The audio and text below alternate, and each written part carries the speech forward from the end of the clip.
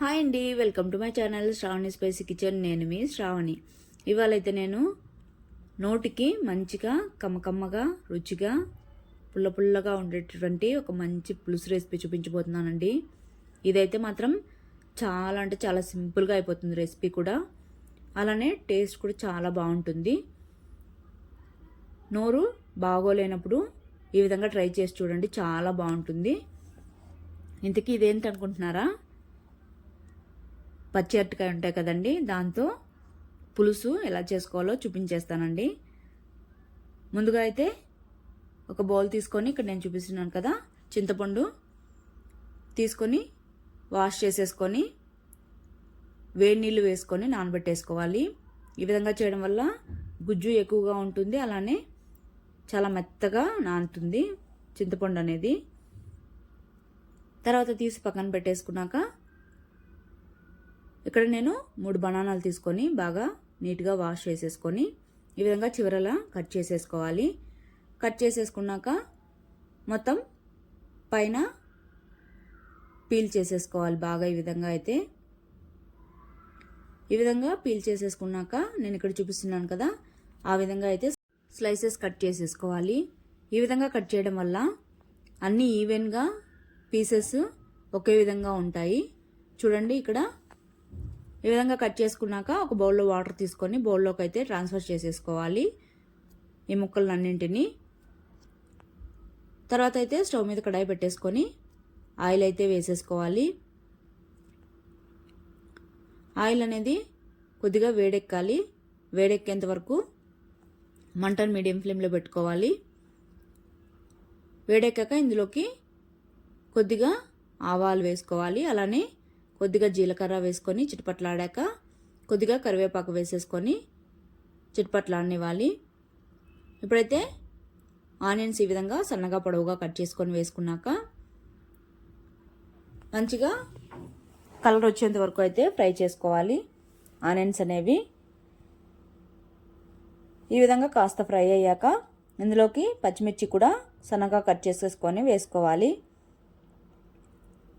పచ్చిమిర్చి వేసాక ఈ విధంగా మంచిగా కలర్ వచ్చేంత వరకు ఫ్రై చేసేసుకున్నాక ఇందులో ఇప్పుడైతే రుచికి తగినంత సాల్ట్ వేసేసుకోవాలి. అలానే 1/2 స్పూన్ దాకా ధనియాల పొడి కూడా వేసుకోవాలి. అలానే 1/2 స్పూన్ దాకా పసుపు వేసుకోవాలి. తర్వాత 1 స్పూను కారం కూడా వేసుకోవాలి. కారం అనేది చూసుకొని వేసుకోండి, ఆల్రెడీ మనం పచ్చిమిర్చి కూడా వేసాం కాబట్టి. తర్వాత 1/2 స్పూను వేయించిన జీలకర్ర పొడి కూడా వేసేసుకొని 1/2 స్పూన్ దాకా మెంతుల పొడి వేయాలి. ఈ మెంతుల పొడి వచ్చి మెంతులు బాగా వేయించుకొని ఈ విధంగా మెత్తగా మిక్సీ పట్టేసుకొని వేసుకోవాలి. ఈ పులుసు మొత్తానికి ఈ మెంతి పొడి వేయడం వల్ల మంచి టేస్ట్ వస్తుంది. ఇదైతే అస్సలు మిస్ అవ్వద్దండి. వేసుకున్నాక మొత్తం ఈ విధంగా నూనె పైకి తేలేంత వరకు బాగా ఫ్రై చేసేసుకోవాలి మసాలాలు మొత్తం. తర్వాత ఫ్రై అయ్యాక మనం నానబెట్టుకున్నాం కదా చింతపండు, మొత్తం గుజ్జు తీసేసుకొని వేసేసుకొని అలానే వాటర్ కూడా వేసేసుకొని మీకు తగిన కన్సిస్టెన్సీకి వాటర్ అనేవి యాడ్ చేసుకొని మిక్స్ చేసుకోవాలి. ఇది ముందుగా అయితే లూజ్గా ఉండాలి, తర్వాత మనం మళ్ళీ ఉడికించుకునేసరికి దగ్గర పడిపోతుంది. కాబట్టి తగినన్ని వాటర్ వేసుకొని మంచిగా బాగా ఉడకనివ్వాలి పులుసుని. మనం మసాలాలన్నీ వేసాం కదా, అవి పచ్చివాసన అంతా పోయేంత వరకు బాగా ఉడికించుకోవాలి. ఈ విధంగా ఉడికిన తర్వాత మనం కట్ చేసి పెట్టుకున్న ముక్కల్ని ఇందులోకి అయితే మొత్తం ఈవెన్గా పెట్టేసుకోవాలి నీట్గా.